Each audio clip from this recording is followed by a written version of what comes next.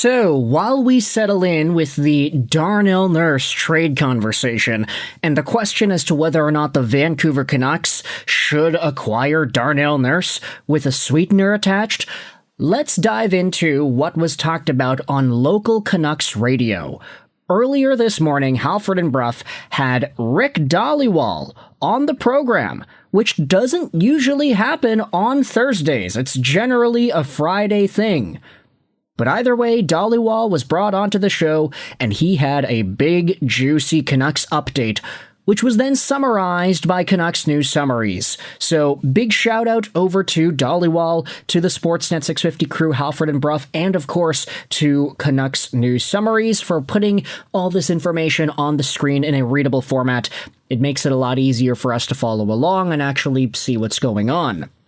Because as you can see right here, there are a number of things that are talked about by Rick Dhaliwal when it comes to the Vancouver Canucks. And we're going to dive into not all of it. I don't think every single thing deserves to be dove into to a significant degree. We'll gloss over most of these pieces of news, and then we'll also talk about just the bigger picture for Vancouver at the moment. Because when it comes to new GM Ryan Johnson, Rick Dhaliwal says the guy is swamped right now. He needs to hire an AGM that runs Abbotsford, and then they'll need to be involved in a coaching search for Abbotsford. Ryan Johnson also has to navigate the draft. A new AGM hire shouldn't be that far away, though. The Canucks need somebody with experience. Dhaliwal says he has had a hard time getting intel on specific names, and the Canucks are probably not paying a ton of money for their open positions. They also know everybody in the AHL and the ECHL. You know, Thomas Drance had a similar thing that he talked about in an article earlier this week too, how Ryan Johnson being the main hire, it's not particularly friendly for him because there are so many roles that need to be filled. This guy is so busy. There have been conversations as to whether or not Ryan Johnson has even gotten enough sleep since getting promoted to being the Canucks GM. But it seems like a new AGM could be on the horizon. That might be the next piece of business for Vancouver. Next up, there's a conversation on Jake DeBrusk. We spoke earlier about how Bruce Garriock reported the Ottawa Senators want him. Teams are calling on DeBrusk. The guy is cost-controlled, had a good cap hit, he's good on the power play, but he doesn't produce 5v5. For the Canucks, it would make a lot of sense to trade DeBrusk since he made it clear he doesn't want to be around for a rebuild. He hasn't publicly asked to be traded from Vancouver, but he did with the Boston Bruins. He doesn't want to get that reputation with the Canucks fan base.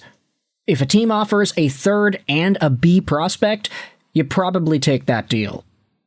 Now, on that Jake DeBrusk front, I will say that the DeBrusk trade request situation in Boston did feel like a pretty ugly situation, so I don't blame Jake for wanting to have that under wraps internally with Vancouver. It's like, yeah, okay, maybe I actually would be okay with getting traded, but I don't want that being posted out there everywhere and having people talk about it, because it kind of ruined things in Boston for a while. DeBrusk, though, he's a good pro. Doesn't seem like he wants to be around for a rebuild, which is totally fair. He signed with the Canucks team that had just gone to Game 7 of the second round, after all, back in 2024. Speaking about younger Canucks, though, there are some notes on the Abbotsford Canucks coaching search. Rick Dhaliwal says he has been told to keep an eye on Ryan Papaioanou for the Abbotsford role. The guy was a longtime coach for the Brooks Bandits in the AJHL, where he also coached Cale Makar. He was the head coach for the ECHL's Wheeling Nailers last season, and he has a long track record of developing players successfully. So keep an eye out on him, Ryan Papaioanou. I don't know if I'm pronouncing that correctly, but yeah, when you have 4 vowels in a row like that, it's going to be difficult, I'd say. Now, when it comes to Vancouver Canucks coaches, Rick Dhaliwal says he is still hearing Jessica Campbell connected to the Canucks, but he is not sure what role she could fulfill.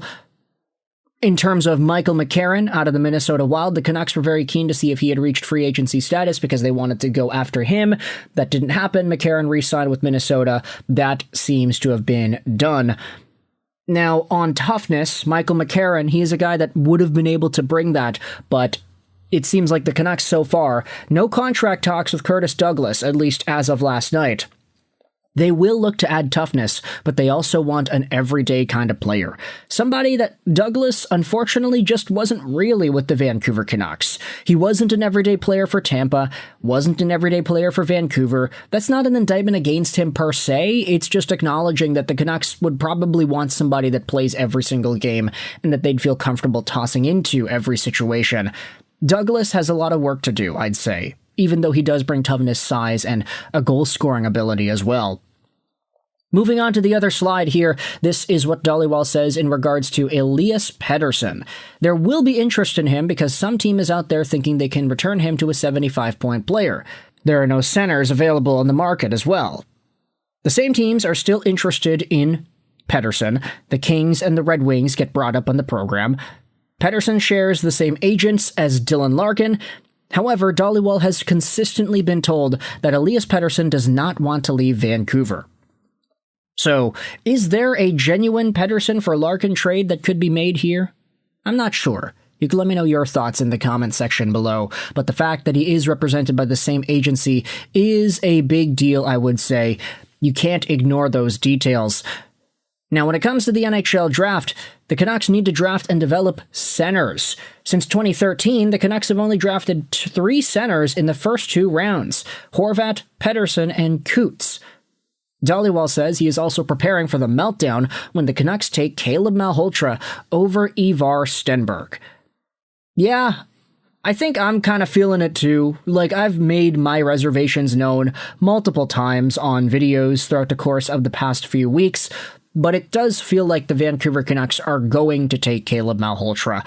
Not because he is the best player, but because they need a center, and because they also do believe that he can be a good enough player to take it 3rd overall.